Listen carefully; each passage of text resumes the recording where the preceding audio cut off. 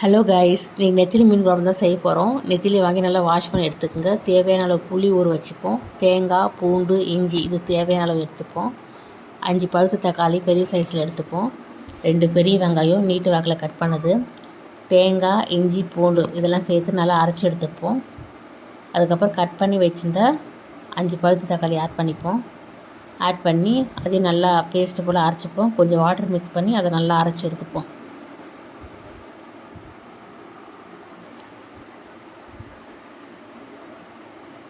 ஒரு பாத்திரத்தில் தேவையான அளவு ஆயில் ஆட் பண்ணிப்போம்.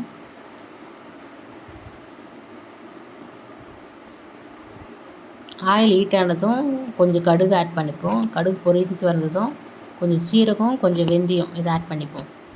ஆட் பண்ணிவிட்டு 2 கட் பண்ணி வச்சுருந்த பெரிய வெங்காயத்தை இதில் ஆட் பண்ணிப்போம். ஆட் பண்ணிவிட்டு கொஞ்சம் கருவேப்பிலை ஆட் பண்ணிப்பி நல்லா வதக்கி விடுங்க. எல்லாமே நல்லா கோல்டன் ப்ரௌன் கலரில் வரா மாதிரி நல்லா வதக்கி விடுங்க.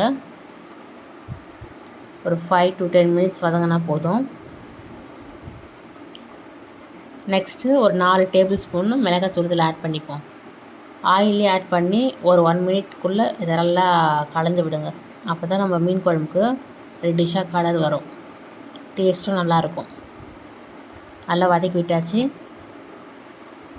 நெக்ஸ்ட்டு அரைச்சி வச்சுருந்த தக்காளி, இஞ்சி, பூண்டு, தேங்காய் இது பேஸ்ட் இதில் ஆட் பண்ணிப்போம். நார்மல் மீன் குழம்புக்கு நம்ம தேங்காய் ஆட் பண்ண மாட்டோம். நெத்திலி மீன் குழம்புனால கொஞ்சம் தேங்காய் ஆட் பண்ணால் தான் நல்லா டேஸ்ட்டாக இருக்கும்.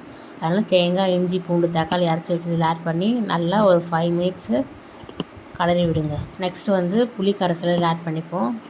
ஆல்ரெடி ஊற வச்சுருந்தோம்ல தேவையான அளவு புளி கரைசல் இதில் ஆட் பண்ணிவிட்டு கொஞ்சம் தண்ணி ஊற்றி ஆட் பண்ணிக்கோங்க. அதுக்கப்புறம் மூடி போட்டுட்டு ஒரு 15 மினிட்ஸ் நல்லா கொதிக்கிட்டோம். இந்த ஸ்டேஜ் நல்லா திக்னஸ் ஆகிற மாதிரி கொதிக்கணும்.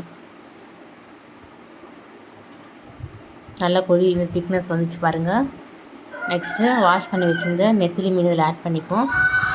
நெத்திலி மீன் ஆட் பண்ணிவிட்டு 15 to 20 மினிட்ஸ் 15லேருந்து 20 மினிட்ஸ் நல்லா கொதி வரணும். மூடி போட்டுடலாம்.